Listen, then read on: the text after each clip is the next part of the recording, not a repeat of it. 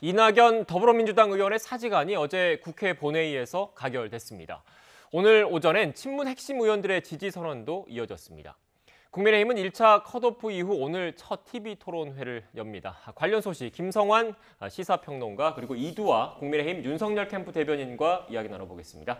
안녕하세요. 네, 안녕하세요. 네, 안녕하세요. 먼저 민주당 이야기부터 해야 될 것 같은데 이낙연 전 대표의 의원직 사직안이 어제 국회 본회의에서 처리가 됐고 오늘은 또 친문 핵심 의원들로 좀 꼽히시는 분들이죠. 홍영표, 김종민, 신동근 의원 등의 그 이낙연 전 대표에 대한 지지 선언이 이어졌습니다. 어떻게 봐야 되겠습니까? 일단 이낙연 전 대표가 의원직까지 내려놓으면서 배수진을 쳤다고 봐야 되는 거 아니겠습니까? 그러니까 최근에 이제 이재명 지사의 일종의 대세로는 꺾지 못하고 있는 상황이기 때문에 어떤 방식으로든 좀 기대감을 높일 필요가 있다 이런 생각을 하고 있을 것 같아요. 특히 이제 광주에 가서 기자회견도 하고 이렇게 했는데 호남의 표심이 어디로 가는가가 대단히 중요하기 때문에 일단 호남에서 이재명 지사하고 거의 비슷한 수준의 득표를 올려야만 이후에 희망이 있는 거거든요. 이미 뭐 지금도 한 20%포인트 정도 격차가 벌어진 상황이기 때문에 결국 이제 마지막에 서울 수도권에서 결정지을 수밖에 없는 상황이 될 수도 있는 거거든요. 근데 만약에 호남에서도 똑같이 뭐 10% 이상 정도 격차가 벌어진다고 하면 더 이상 희망이 없다 이런 판단을 할 수밖에 없는 상황으로 내몰릴 겁니다. 아마 그렇기 때문에 마지막으로 9월 25일, 26일에 있는 호남 경선에 최선을 다할 수밖에 없는 상황이 됐다. 그리고 그 사이에 최대한 의원들, 이른바 친문 의원들, 아직도 문재인 대통령 지지율이 어느 정도 탄탄하게 좀 한 40% 정도를 지켜주고 있기 때문에 그렇게 하면서 기대감을 모으는 그런 일들을 계속하고 있다고 생각됩니다.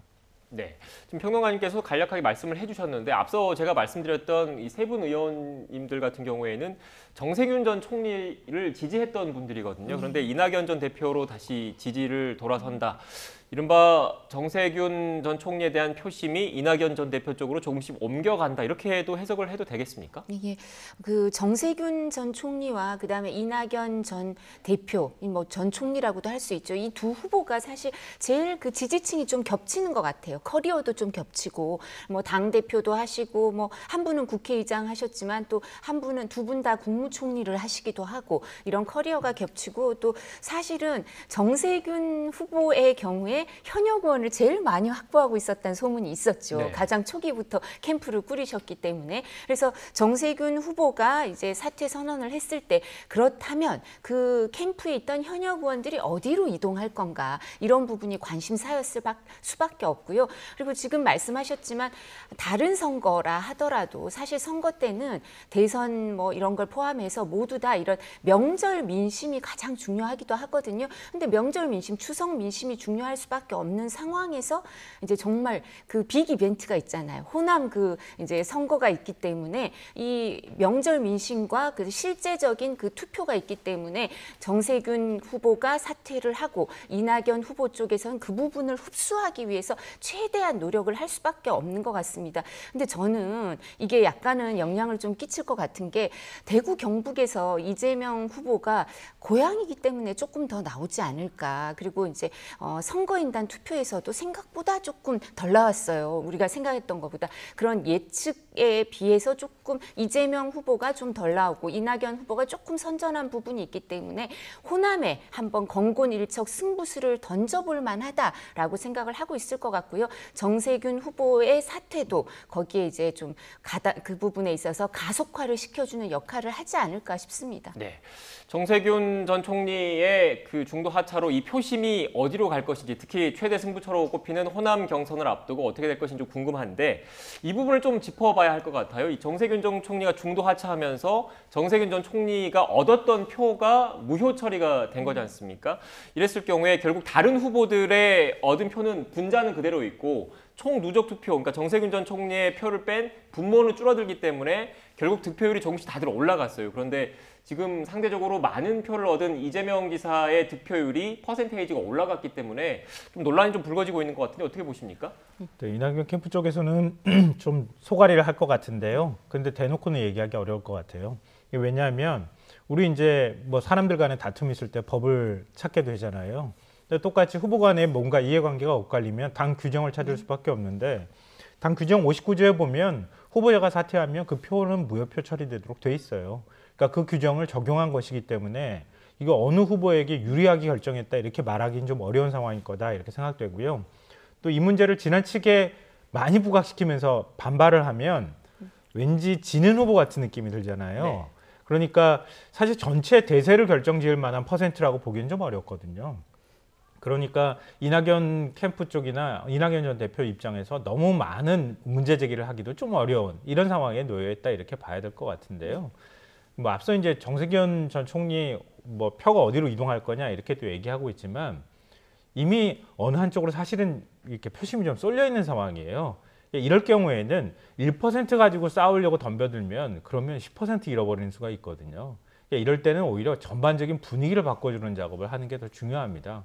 그러니까 이낙연 전 대표가 할 수 있는 최선의 방법은 호남에서 분위기를 바꿔주는 거예요.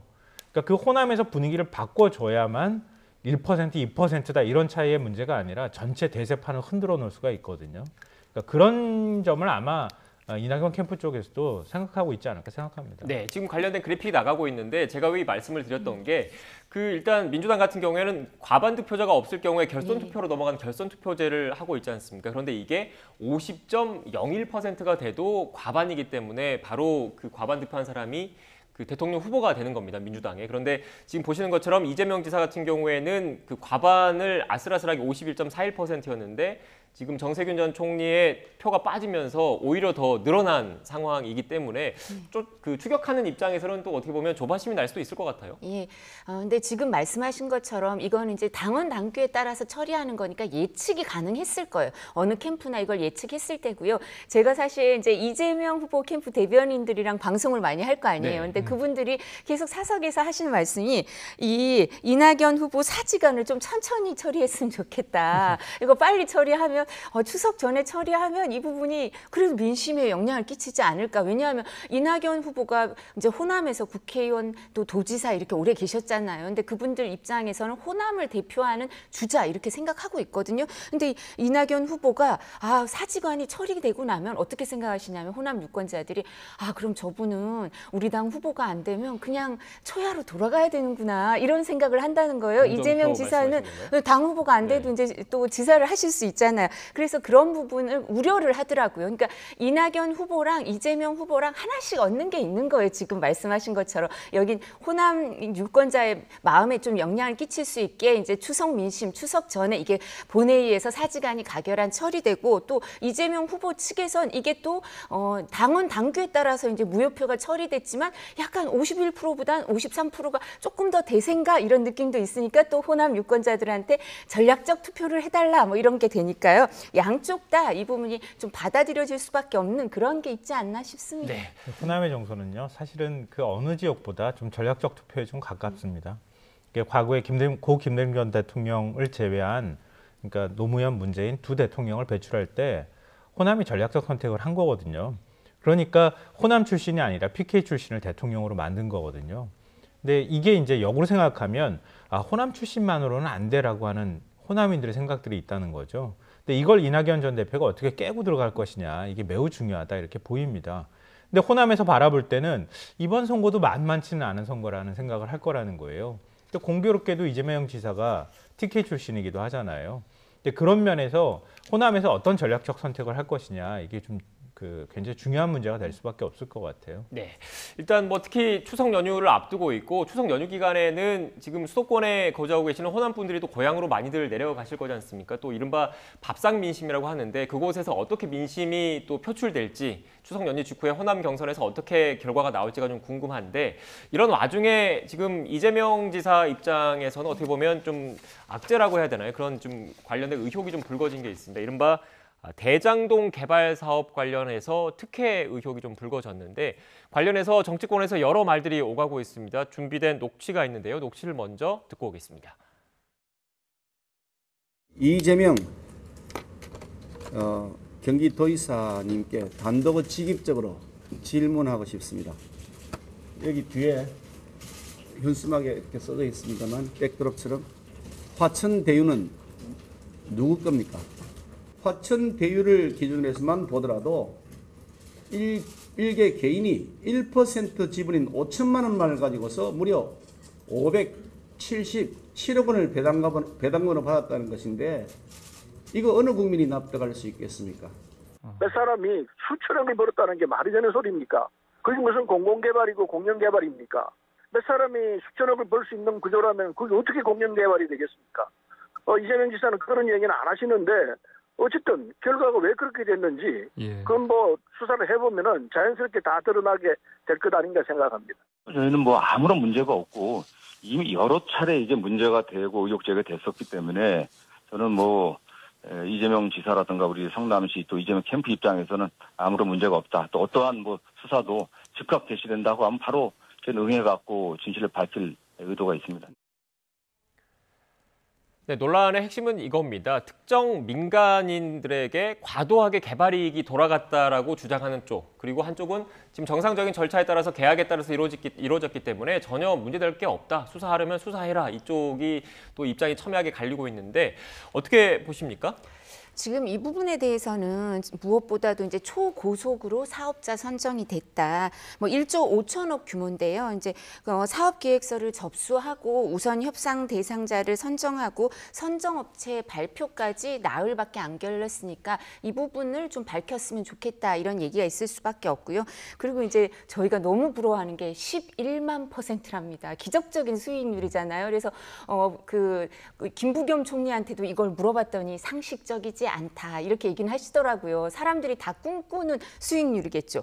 이렇게 기적적인 수익률을 민간업자가 대부분 갖고 간 거, 이거는 왜 이렇게 됐나. 지금 이재명 지사가 말씀하시는 것처럼 또 수익이 많이 생겨서 시민들한테 돌아갈 수 있고 성남도시개발공사가 갖고 있는 것도 있지만 또 특이한 거는 이 지분 구조가 특이하다 이런 얘기를 할 수밖에 없는데요. 어떤 게 특이하냐면 보통은 이렇게 택지 개발을 할 때 공공개발 이제 공공에서 이제 이 의결권을 이제 개발 이익을 민간이 다 갖고 가지 않게 하기 위해서 민간이 투자를 하더라도 공공이 한 50%를 조금 넘게 항상 지분을 소유하게 그렇게 돼 있고요. 그리고 조례나 규칙으로 이걸 정해놓는 경우도 많아요. 근데 성남시에서는 아마 안 정해놨으니까 이게 가능했겠지만 보통주랑 우선주, 그러니까 의결권이 없는 우선주를 성남도시개발공사가 갖고 갔고 그다음에 의결권이랑 이걸 갖고 있는 보통주를 화천대유랑 민간에서 다 갖고 있고 이런 지분 구조가 좀 특이하거든요. 그래서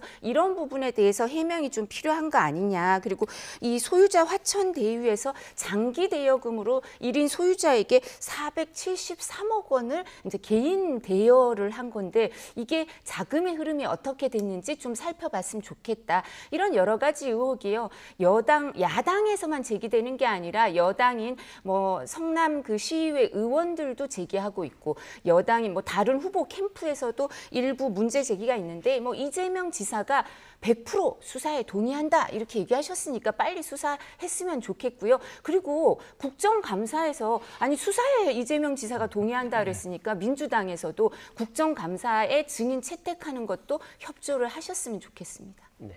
어떻게 보십니까? 일단 지금 말씀하신 내용을 좀 들으면 이재명 지사 측에서는 기본적인 입장이 그거더라고요. 원래 대장동 개발 같은 경우에 민간에서 하려고 했는데 이 공공이 뛰어들면서 원래 개발했을 때 100% 민간으로 넘어갈 그런 사업 이익을 일정 부분 한 5천억 원 정도는 성남시가 공공에서 갖고 왔다. 그래서 오히려 그 지금 뭐 자랑하는 치적이라고 일단 말을 하고 있는 거고 앞서 또 그 의원님께서 말씀하셨던 우선주와 보통주 같은 경우에도 우선주라는 게 결국 배당을 먼저 받는 권한이기 때문에 먼저 성남도시개발공사에서 그 배당금을 확정된 이익을 먼저 받고 나머지 보통주는 민간업자에 넘겨서 사업을 알아서 추진을 해라. 대신에 위험 부담도 또 안 하라. 이런 취지의 그 구조였다라고도 해명을 할 수가 있을 것 같다는 생각이 들어서 이 부분은 제가 일단 좀 정리를 하고 어떻게 보십니까? 일단 이게 대장동처럼 한 27만 평이 넘는 땅이거든요. 네. 이걸 개발한다고 하면은 거의 이제 신도시 하나를 만드는 거나 마찬가지일 텐데 LH가 하는 게 맞아요. 그렇지 않겠습니까? 이 정도 규모라고 하면. 근데 LH가 포기했어요. 그러니까 2004년부터 LH가 이 공영 개발로 추진을 하다가 결국 그 사이에 뇌물 사건이 껴있지 않습니까? 국민의힘 전신인 새누리당 신모 의원이 거기 개입돼 있었어요. 그래서 여러 명이 구속되는 사태가 벌어졌고요. 그리고 국감장에서도 그거 손 떼라고 압력을 넣었어요. 그래서 LH가 결국 2010년에 손을 뗐단 말이에요. 그래서 LH 포기한 상태에서 그럼 그 땅을 어떻게 할 거냐 이런 숙제가 남아 있었던 상황이었다는 거죠. 그걸 이제 적극적으로 성남시가 그러면 공영개발 반민 반관 형태로 하면 어떻겠느냐 이제 이런 아이디어가 나서 시작된 것이다 이렇게 보이고요. 그리고 LH가 예를 들어서 신도시 개발을 했다고 치죠. 거기에 대장동에 LH는 그 위에 집도 짓고 다 하지는 않잖아요. 보통은. 그러니까 대지를 만든 다음에 거기에 기반시설을 깔고 그 다음에 땅을 분양을 합니다. 그러면 그 위에 건설사가 땅 분양받은 건설사가 이익을 남기는 구조예요. 근데 건설사가 만약에 수천억 원의 이익을 얻었어요. 그럼 그걸 많은 이익을 얻었다고 우리가 뭐라고 합니까? 그렇진 않잖아요. 그리고 LH가 만약에 개발을 했다 하더라도 지금 전체 뭐 이제 사업비 규모는 1조 한 2천억이 조금 안 된다, 1조 5천억이다 뭐 이렇게 얘기는 하고 있지만 1조 5천억이라고 일단 치죠. 근데 성남시가 환수했다고 얘기하는 게 5,500억 원이고요. 그 이후에 여러 사업자가 경쟁적으로 들어오기 때문에 더 이익이 날 것을 생각해서 920억 정도를 더 기반시설을 만들도록 했다고 합니다. 그걸 합치면 6,400억 정도의 이익을 갖고 오는 거예요. 1조 5천억짜리 사업에서 이런 사업들을 하는데 6,400억 정도를 성남시가 가지고 오는 것. 그리고 나머지 민간이 가져가도록 하는 게 이게 잘못된 사업 구조냐. 일반적인 LH가 만약에 이런 신도시 사업을 한다 하더라도 이 정도 이익은 저는 얻기 어려울 거라고 생각하거든요. 근데 그런 배경이 또 하나 있고요. 이게 이제 성남도시개발공사라는 곳이 사실상 대장동 사업 때문에 만들어진 것 같아요. 통합기구로 출범을 한 건데 2014년 1월에 출범한 기구입니다. 근데 LH처럼 많은 노하우를 갖고 있지도 않고 자금 조달 능력이 있지도 않아요. LH는 사업을 많이 하는 곳이니까요. 그러니까 성남도시개발공사는 삽 한 번 뜨지 않고 뭐 포크레인이나 이런 거 하나 갖고 있지 않은 상태에서 개발을 하고도 이만큼을 가지고 왔다는 거죠. 그리고 특수목적법인을 설립한 것도 그 정도의 노하우를 갖고 있지 않은 상태에서 당시 이명박 박근혜 정부 때 특수목적법인 SPC를 많이 설립하도록 했거든요. 민간하고 그 공영이 같이 들어가는 형태였는데 공영이 우선주 형태로 가지고 올 수 있는 이익을 우리는 이만큼 가져갈게. 당신들이 이 땅에 대해서 이렇게 개발해서 얻는 수익을 가져가. 이렇게 된 겁니다. 그래서 세 개 컨소시엄을 공모를 했고요. 공모를 해서 세 개 컨소시엄이 들어왔고 하나은행 컨소시엄이 선정이 된 거예요. 네. 그 안에 SK증권하고 뭐 요즘 지금 이제 문제가 되는 화천대유나 이런 것들이 들어온 건데 그 공모를 해서 컨소시엄을 선정하는데 거기에 누가 들어왔는지 그것까지 일일이 도시개발공사가 개입을 하면서 들어오지 마, 해. 이렇게 말할 수는 없는 거잖아요. 그러니까 이게 만약에 문제가 된다고 하면은 일반적인 재건축 사업 같은 경우에도 다 LH가 해야죠. 뭐하러 일반적인 건설사들이 합니까? 거기에 따른 네. 이익도 많이 난다고 하면 그거 다 환수해야죠. 그렇지 네. 않겠습니까? 제가 조금 더 보충해서 말씀을 드리면 보통 이런 이제 개발 그 공사를 할 때 제일 문제가 되는 건 토지 매입 인허가 분양이죠, 그죠? 근데 여기는 남판교라고 할 정도로 그 대장동은 뭐 분양은 걱정할 필요가 없었어요. 근데 이제 인허가를 그럼 성남도시개발공사가 인허가는 또 책임을 지는 거죠. 그렇기 때문에 이 부분에 대해서는 사실 이제 땅 짓고 헤엄치기 이런 표현을 사람들이 쓰는 거예요. 그리고 여기 보니까 뭐 이제 화천대유나 이런 회사들이 그 법인의 이사들이 서로 중복되고 주소도 중복되고 뭐 이런 게 있어서 지분 구조를 사람들이 궁금해할 수밖에 없고요. 그리고 변호사들이 참 여러 명 나타나더라고요. 저보다 연수원 기수가 아래인 변호사님들인데 너무 어떻게 변호사를 해서 이렇게 돈을 많이 버시나 저는 궁금하기도 했는데 저희가 이제 궁금한 거는 말씀하신 것처럼 1조 5천억 규모 그리고 성남시가 뭐 5천억, 6천억 많이 이익을 갖고 간 건 사실인데요. 이제 성남 시민들이나 지금 청와대 청원도 올라와 있어요. 이 사안이 청와대 청원도 올라와 있는데 이제 청와대에서 선거에 영향을 미칠 수 있다고 비공개로 전환을 했다고 하시더라고요. 근데 이 사안에 대해서 뭐 화천대유는 누구 겁니까? 뭐 이렇게 해서 올라왔대요. 근데 이런 부분에 대해서 그러면 5천억, 6천억 받은 것도 좋은데 더 받을 수 있었는데 덜 받은 거 아닌가 시민들이 궁금해할 수 있고요. 그리고 성남도시개발공사 지분이 이제 25억 5천만 원을 넣었는데도 불구하고 우선주는 이제 93% 지분을 받아서 실질적으로 이제 그 50억 전체에서 25억 5천을 성남도시개발공사가 이제 투자를 했는데 그 중에 대부분 우선주를 받으니까 그 보통주를 일부밖에 투자를 안 한 보통주를 갖고 있는 그 다른 개인 법인, 민간 법인들이 실질적으로 배당 의결도 결정하고 하니까 궁금한 건 왜 이렇게 보통주와 우선주, 배당에 있어서 차이를 두게 이런 이렇게 했냐. 이 사업은 불안정한 사업이 아니거든요. 그래서 이 부분에 대해서 궁금증을 갖고 계시는 분들이 많으니까 제 네. 말은 또 수사 100% 동의한다고 했으니까 빨리 자료 제출해서 수사가 이루어지도록 도와주시고 국정감사에서도 실체가 발견되도록 민주당에서도 증인 채택하는데 네. 도움을 주셨으면 네, 좋겠습니다. 일단 제가 주제가 좀 또 다른 주제가 있어서 제가 간략하게 네. 짧게 이 부분 말씀드려야 될 것 같은데 땅 짓고 헤엄치기라고 말씀하셨는데 LH가 하는 게 맞는 거예요. 그러니까 애초부터. 근데 그때는 LH가 외모 주도했던 때문에 거예요. 문제가 있었잖아요. 또, 그러니까 그죠? 문제가 있었다 하더라도 이 정도 규모는 LH가 해야 되는 거예요. LH가 안 한 거예요. 그러니까 뇌물 사건도 중간에 껴있고 뭐 하고 뭐 압력도 받았는지는 모르겠지만 포기해버린 겁니다. 그러니까 그런 정말 지금 생각으로 지금 관점으로 바라보면 판교도 있고 뭐 다 도시기반들이 다 들어와 있잖아요 지금. 그러니까 거기에 LH가 들어갔다면 훨씬 나았을 텐데 하는 네. 생각을 했지만 할 수 있겠지만 당시에는 LH도 포기한 상태인 그냥 방치되어 있는 곳이었단 말이에요. 민간이 들어가면 민간이 그냥 이익을 다 가져가는 구조가 될 수밖에 없는 거에 네. 성남시가 들어가서 개발을 할 수 있는 상황이 됐다. 이런 것하고요. 특수목적법인에 대한 이해가 필요하다고 생각하는데요. 특수목적법인을 설립하는 이유가 뭡니까? 그러니까 이거 특수목적법인이 일반적으로 민간들이 많이 참여하는데요.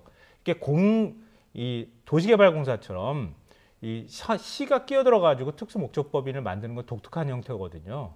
근데 거기에 특수목적법인을 설립하는 데 있어서 성남시가 개입할 여지가 생각보다 그렇게 많지는 않았을 거라고 봐요. 그러니까 옵션 계약으로 일종의 성남시한테 이 정도 전체 사업비가 되니까 이 정도 이익을 먼저 주고 나머지는 우리가 조건을 거는 거에 따라서 민간이 그냥 개발해서 이익을 네. 나눠 갖는 구조를 일단 만드는 잠시만요. 제가 위해서 요거는 조금 특수목적법인을 말씀을 설립한 드릴게요. 겁니다. 그 평론가님 말씀 잘 알겠지만 이런 개발은 보통은 제가 아까 말씀드린 것처럼 보통주랑 우선주 이렇게 할 때 이렇게 지분 구조를 하지 않고요. 성남도시개발공사 같은 게 들어가면 개발 이익이 민간 환수가 다 민간에서 갖고 가지 않도록 50% 이상을 가지도록 조례나 규칙에 정해져 있어요. 다른 시도나 이런 데는. 근데 왜 성남은 이렇게 안 했는지 궁금하니까 좀 밝혀달라고. 네, 일단 제가 이 부분은 잠시만요. 네. 제가 알기로는 지분은 그 50% 플러스 한 주라고 제가 알고 있어요. 보통주랑 우선주를 예, 이렇게 그거 하지 차이는- 않았잖아. 예, 그러니까 차이는 이 부분을 있는데요. 밝혀줘야죠. 네, 네, 일단 그거 제가 이 부분은- 하나만 이거 네. 더 덧붙이고 싶은데요. 그러니까 그래서 화천대유는 누구 겁니까 이렇게 물어보시는 것 같은데요. 그렇게 물어보려면 일종의 조선일보에서 시작된 보도인데 이재명 지사하고 관여가 됐다고 하는 게 뭐가 있는가 이걸 좀 안 물어볼 수가 없어요.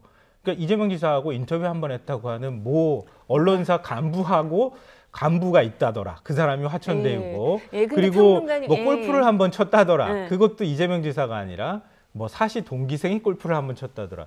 이 정황 증거를 가지고 지금 이 지사가 관여를 한 것처럼 얘기를 하는 것은 정치 공세에 좀 더 가깝다고 네. 생각해요. 근데 평론가님 저는 그거 두 가지 다 한마디도 안 했잖아요. 그러니까 저한테 아니요. 하신 지금 말씀은 제가- 아니고 제가 왜냐하면 드리는 화천대유는 말씀은 누구 겁니까라고 자꾸 물어보기 그거는 때문에 제가 청와대 얘기를 하고 있는 국민청원이 겁니다. 올라왔어요. 네. 청와대 국민청원이 올라온 사실이고요. 이 부분에 대한 의혹 제기는 일부 언론 보도에서 시작됐지만 여당에서도 제기를 하고 있잖아요. 그죠? 다른 캠프에서 뭐 하고 있으니까 그리고 야당에서도 국민의힘에서도 제기하고 있으니까 수사와 국정감사를 지켜보면 될 것 네, 같습니다. 그 근거를 갖고 충분히 의혹 제기를 말씀하셨는데 하라는 이제 거예요. 제가 좀 그 중간에 말씀. 좀 끼어들겠습니다.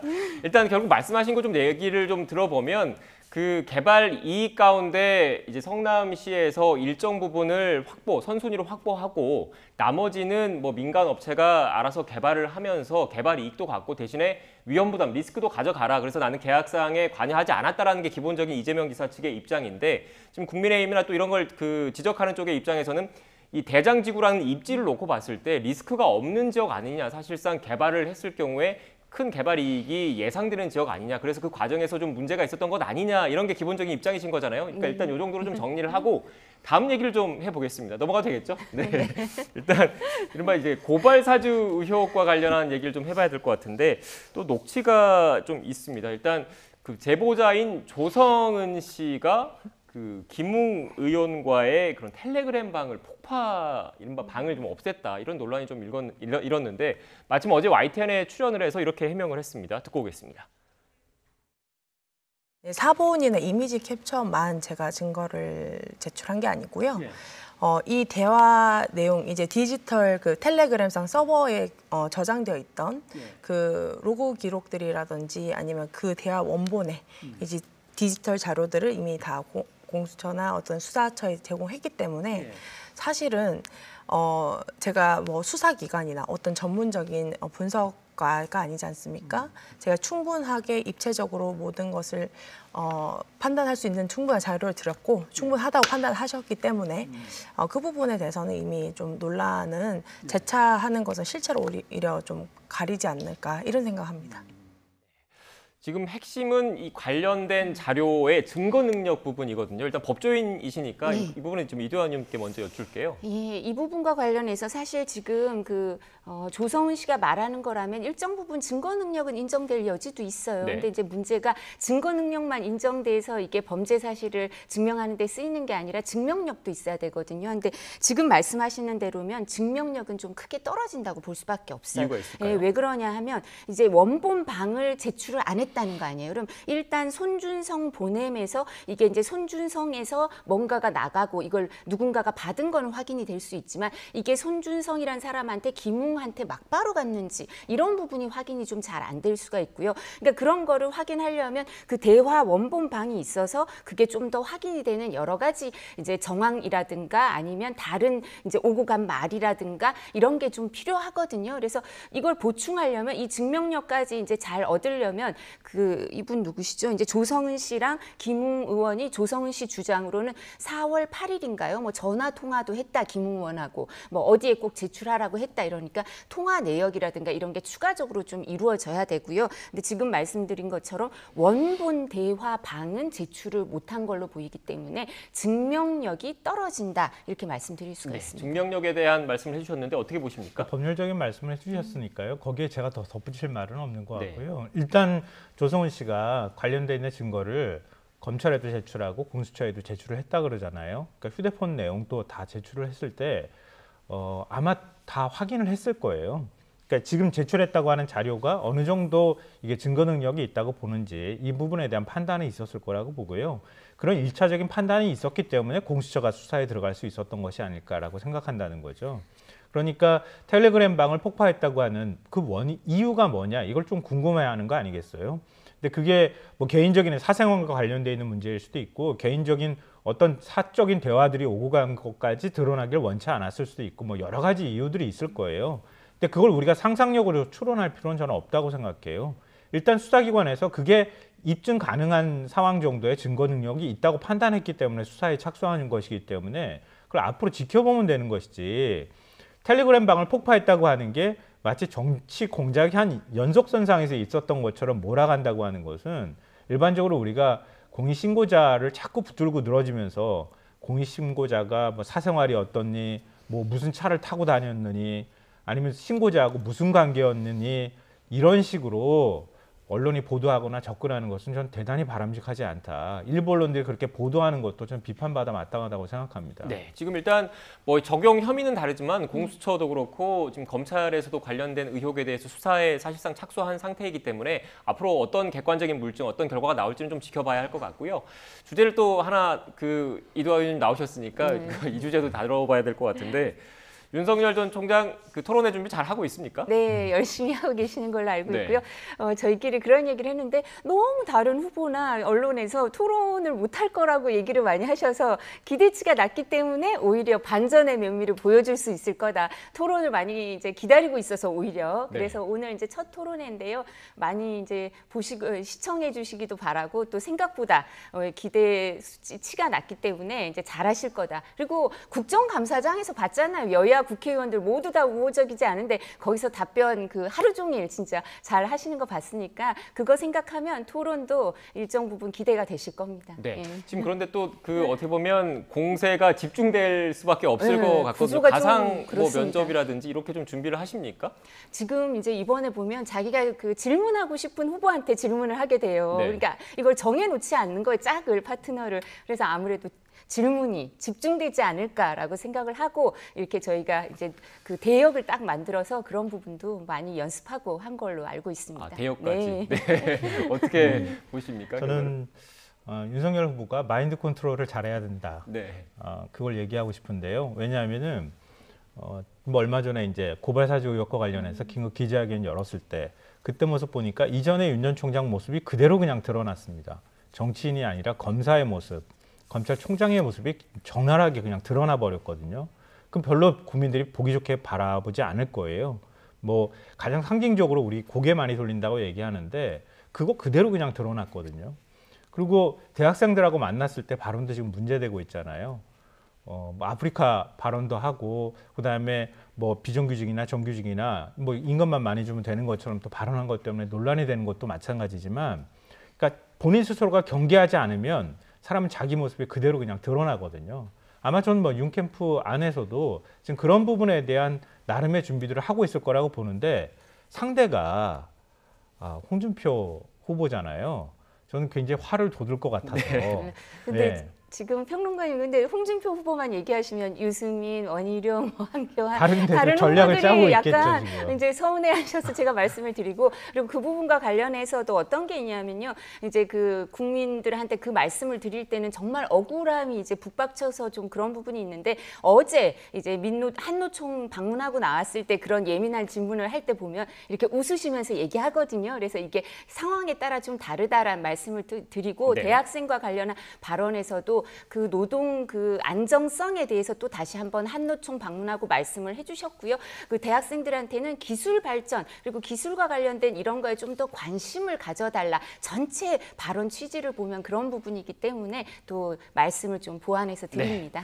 알겠습니다. 이두화 의원님 말씀을 들어보면 준비를 많이 했다고 하는데 실전에선 과연 어떤 실력을 발휘할지 지켜봐야 할 것 같습니다. 지금까지 김성환 시사평론가, 이두화 국민의힘 윤석열 캠프 대변인과 전국 현안에 대한 이야기 나눴습니다. 오늘 말씀 고맙습니다. 고맙습니다.